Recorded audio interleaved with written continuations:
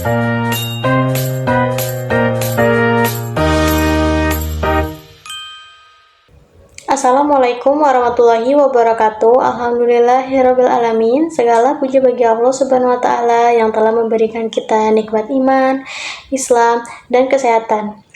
Salawat serta salam semoga selalu tercurahkan kepada Nabi Muhammad SAW, kepada keluarga, sahabat, dan kita semua sebagai umatnya hingga akhir zaman. Perkenalkan, nama saya Liana Alzana Bilga dari kelas PI 5 dengan NIM 250414606167. Pada kesempatan kali ini, saya akan berbagi sedikit pengetahuan tentang hadis fitrah yang ditinjau dari potensi dasar manusia. Tujuan dari penyampaian ini adalah untuk memenuhi tugas mata kuliah hadis-hadis psikologi dengan dosen pengampu Ibu Melisa Paulina, Magister Psikologi. Teman-teman sekalian, sebelum kita masuk ke hadis, kita perlu memahami terlebih dahulu bahwa dalam kehidupan manusia ada sesuatu yang sudah dibawa sejak lahir. Dalam Islam, hal ini dikenal dengan istilah fitrah. Fitrah ini menjadi dasar penting dalam memahami bagaimana manusia berkembang, baik dari sisi agama maupun psikologi. Setiap manusia pada dasarnya tidak lahir dalam keadaan kosong, tetapi sudah memiliki potensi tertentu dalam dirinya.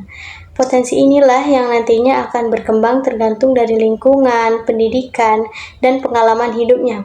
Rasulullah SAW bersabda dalam sebuah hadis, A'udzubillahi minasyaitonirrajim. Bismillahirrahmanirrahim. Kullu mauludin yuladu alal fitrah fa abawahu yuhawidanihi aw yunasiranihi aw yumajisanihi, yang artinya setiap anak dilahirkan dalam keadaan fitrah, maka kedua orang tuanya lah yang menjadikannya Yahudi, Nasrani, atau Majusi. Dari hadis ini kita bisa memahami bahwa setiap manusia sejak lahir memiliki fitrah, yaitu potensi dasar yang suci, bersih, dan cenderung kepada kebaikan serta keimanan kepada Allah Subhanahu wa taala. Jika kita lihat dari sudut pandang psikologi, fitrah ini bisa disebut sebagai potensi dasar manusia. Artinya, sejak lahir manusia adalah membawa kemampuan dan kecenderungan tertentu dalam dirinya. Potensi dasar tersebut antara lain, yang pertama, ada potensi beragama, yaitu kecenderungan manusia untuk percaya kepada Tuhan. Ini sebabnya manusia secara alami akan mencari makna hidupnya dan kebenaran. Yang kedua, ada potensi akal, yaitu kemampuan untuk berpikir, memahami, dan membedakan mana yang baik dan mana yang buruk. Dan yang ketiga, ada potensi akhlak, yaitu dorongan dalam diri manusia untuk berbuat baik seperti jujur, tolong-menolong, dan berbuat adil. Namun yang perlu kita pahami dengan tepat adalah bahwa fitrah ini bukan berarti manusia pasti akan selalu baik. Fitrah adalah potensi awal, bukan hasil akhir. Artinya, manusia tetap membutuhkan bimbingan, pendidikan, dan lingkungan yang baik agar potensi tersebut berkembang dengan benar.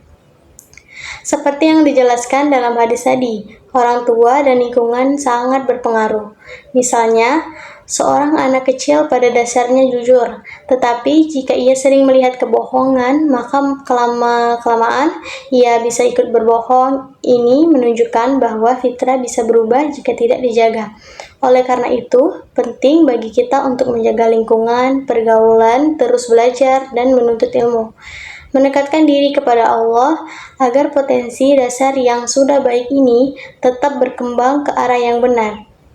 Dari penjelasan ini, kita bisa mengambil kesimpulan bahwa hadis tentang fitrah ini mengajarkan manusia itu pada dasarnya baik, tetapi tetap membutuhkan usaha untuk menjaga dan mengembangkannya. Mungkin itu saja sedikit yang bisa saya sampaikan. Semoga apapun yang saya bagikan ini bisa bermanfaat dan menambahkan pemahaman kita semua. Wassalamualaikum warahmatullahi wabarakatuh.